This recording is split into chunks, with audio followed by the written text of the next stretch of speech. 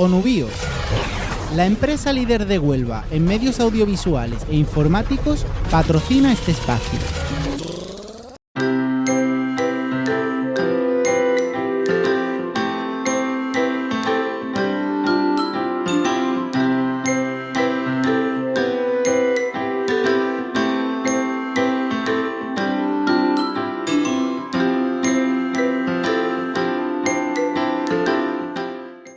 Bueno, pues vamos a continuar en esta sesión iniciando la sexta ponencia transversal de este Congreso Internacional contra la Pobreza Infantil en el Mundo.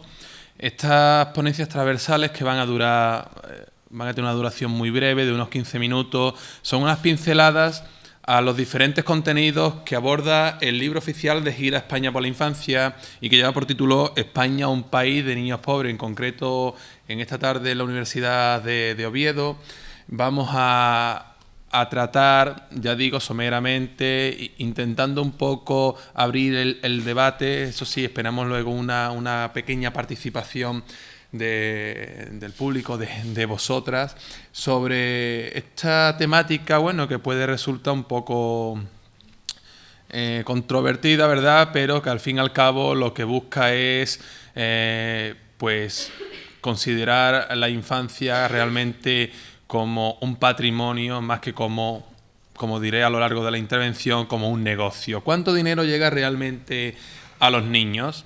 Es una pregunta que va dirigida para que la ciudadanía sepa verdaderamente los recursos económicos, de qué manera son gestionados, ¿verdad?, y de qué manera pues son invertidos. Recursos económicos tanto públicos como del sector privado, tanto del ámbito de la financiación pública de las diferentes administraciones, como de las donaciones que los particulares realizamos cuando se nos ofrece pues colaborar en algún programa de alguna entidad, de alguna asociación sin ánimo de lucro, de lo que es conocido por organizaciones no gubernamentales.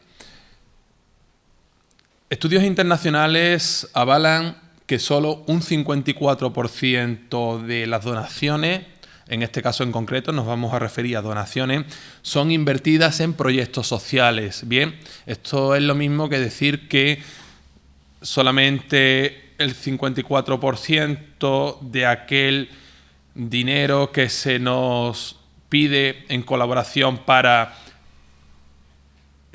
financiar programas en nuestro país o en otros países, solamente ese 54% se dedica exclusivamente para aquello que han dicho, que han contado que va destinado el dinero. El resto pues se queda por el camino, y se queda por el camino para cuestiones quizás de organización, de estructura, de sueldos, etcétera, etcétera, de sueldos que no son los sueldos de los profesionales que trabajan en esos proyectos sociales. Bien, es decir, cuánto dinero llega realmente a los niños no es que ustedes entienden que esto es una metáfora, ¿verdad? No es que al niño realmente en la mano le tiene que llegar el dinero, sino le tiene que llegar en proyectos y en programas. Bien, todo esto al fin y al cabo aterriza en lo que conocemos como el gran negocio de la infancia. Bien, existen empresas que bajo el paraguas de las estructuras de las organizaciones no gubernamentales pues amparan su funcionamiento.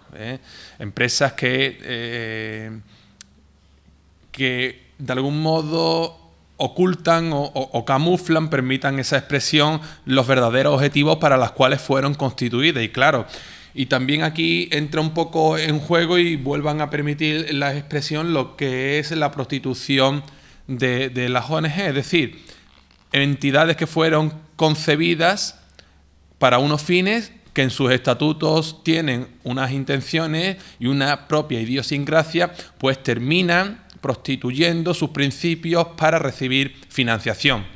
Y en España son bien conocidas algunas entidades que, trabajando con infancia, terminan trabajando, por decir algo, con la tercera edad.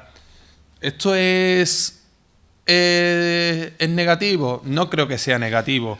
La cuestión es qué es lo que impera realmente en una entidad sin ánimo de lucro. ¿Qué es lo que impera realmente? ¿Trabajar por aquellos principios para los cuales fueron constituidas o ganar dinero a costa de todo? ¿Bien? Esto es como el que tiene un comercio y empieza vendiendo fruta y se da cuenta al día siguiente que además de fruta puede vender pues otros útiles, ¿verdad? Y bueno, y como lo que se trata es de ganar dinero, ¿por qué no? Pues valga el símil para entender esto que quiero o que estoy comentando. Ya decía antes, ¿son las las ONG empresas encubiertas? Esto es una pregunta pues que nos tendríamos que hacer, ¿verdad? Ojalá en este país todos los días se constituyeran ONGs, ¿verdad? Que trabajaran en favor de la infancia. Ojalá. La cuestión es que muchas de esas ONG, en vez de trabajar en favor de la infancia, trabajan a costa de la infancia. Y bueno, y ahí es donde ya entran cuestiones éticas que son considerables. Bien. Cuanto más pequeña es una ONG, pues más produce. Sí es cierto que el concepto aquí de eficiencia se pone de manifiesto en aquellas organizaciones no gubernamentales, que luego veremos esto de no gubernamental, qué quiere decir. Aquí el concepto de eficiencia se pone de manifiesto. Cuanto más pequeña es la estructura organizativa de una entidad sin ánimo de lucro, pues más produce. Esto está más que demostrado. Las grandes organizaciones, por todo conocidas, tanto nacionales como internacionales, tienen que dedicar muchos de sus recursos económicos a toda esa estructura organizativa que las ampara. Bien, y entonces, mientras que el programa se pone en marcha y mientras no, por el camino se ha dedicado muchos recursos económicos antes de que esos recursos económicos lleguen directamente a través de programas, en este caso, a los niños y niñas. En el ámbito de la cooperación internacional, cooperación para el desarrollo, y en el ámbito y hablando de niños, hablando de infancia, que es lo que nos compete, tenemos aquí traemos ejemplos de mala praxis profesional. Bien. La cooperación internacional tuvo una época denominada la época dorada. Nosotros, desde la Asociación Infancia, Cultura y Educación, que realizamos cooperación internacional en el norte de Marruecos, pues hemos detectado como esa época dorada, antes evidentemente de la crisis económica y de la reducción de ayudas sociales, pues en estos países estaban acostumbrados a una mala praxis de cooperación. Entendían más la cooperación como donaciones, bien, y como dinero que le entraba directamente. Entonces, el concepto de cooperación realmente no se desarrollaba como es debido, como nosotros debemos entender la cooperación, que no es ni más ni menos que la ayuda a desarrollar acciones, ¿verdad? Valga la redundancia, de desarrollo en zonas, pues, con un carácter de depresión. En este caso, la cooperación se traducía en dinero que se daba, que se donaba, para que estas asociaciones pudieran desarrollar proyectos y justificarlos debidamente. Y se acabó. ¿Qué es lo que sucede tras la crisis económica en el caso concreto de España? Pues que estas ayudas se reducen hasta el límite de ser inexistentes, y estas entidades de terceros países acostumbradas a recibir esas cuantías económicas, pues terminan, son incapaces de entender otras formas de cooperación que la que entendían hace años.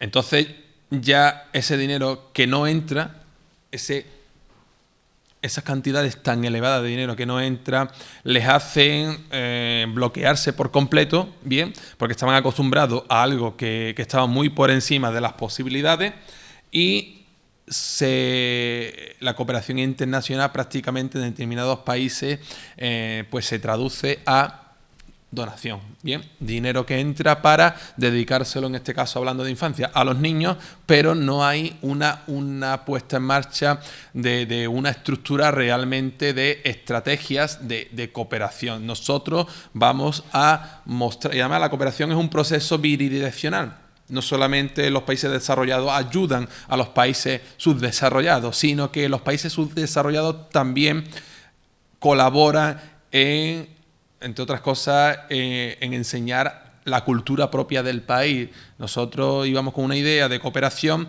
y allí ya nos hacen esa idea contextualizarla pues en una sociedad, en este caso nosotros en la sociedad marroquí, ¿verdad? Sobre cooperación se podría decir mucho. También en esto que nos compete en concreto en esta tarde, de ese dinero que realmente llega a los niños. Y yo quiero mencionar aquí un programa que hace años se puso en práctica en la Generalitat Catalana, en Cataluña. El programa se llamaba Catalunya Magreb y era un programa de retorno voluntario esta tarde se han nombrado aquí, de los menores extranjeros no acompañados a sus países de origen, en este caso Catalunya Magreb, su propio nombre lo indica, a los países del Magreb, mayoritariamente a Marruecos. Era un programa que los niños jóvenes podían retornar voluntariamente a cambio de que en su país iban a ser formados y iban a tener la opción de poder trabajar.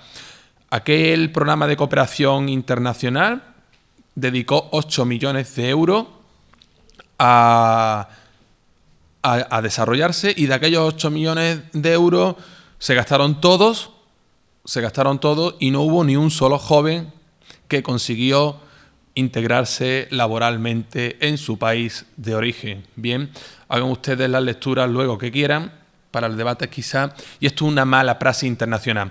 La Asociación Infancia, Cultura, Educación, por hablaros un poco de lo que conocemos, tenemos programas de inserción sociolaboral en el norte de Marruecos, en el ámbito de la cooperación internacional, y yo voy a hablaros de cifras porque me gusta ser muy claro.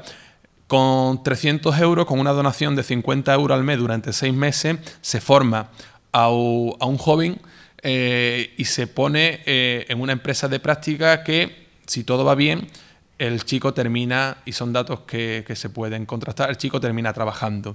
Los donantes conocen en todo momento al joven o los padrinos, mejor dicho, conocen en todo momento los padrinos o las madrinas al joven, al ahijado, ¿vale? Al ahijado o a la ahijada, se le está continuamente enviando información, fotografías, se le invita a visitarlos, ya que son donantes españoles y Marruecos y España, sobre todo nosotros que somos la organización, que somos del sur, Andalucía y Marruecos, pues están muy próximos, se invitan a esos donantes, a esos padrinos, a que los visiten, y existe una transparencia total, ¿verdad? Esta mañana me preguntaban los medios de comunicación, bueno, entonces, ¿cómo las personas que quieren realizar donaciones saben cuáles son aquellas entidades que sí dedican ese dinero realmente a lo que decían que iban a dedicar? Yo digo, pidiendo información, sobre todo con transparencia, ¿verdad? Bueno, pues estos son ejemplos de malas y buenas praxis en el ámbito de la gestión, de la eficiencia de estos recursos.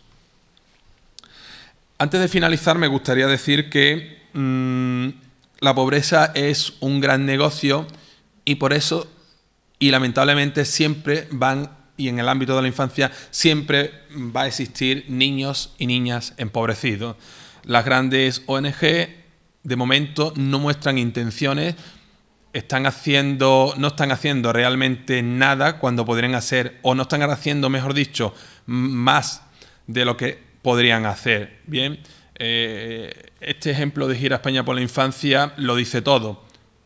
Organizaciones muy pequeñas que, a través de creer en esto de que podemos mejorar la infancia de nuestro país, son capaces de desarrollar proyectos como este, son capaces de movilizar a un país, son capaces de mediar, de entender que todo esto es posible, y organizaciones con grandes estructuras y con multitud de recursos pues no están haciendo nada. La lectura pues la pueden hacer ustedes en este debate, bueno, que ahora podríamos iniciar si quieren. Por mi parte es todo, y estoy abierto a preguntas. Muchas gracias.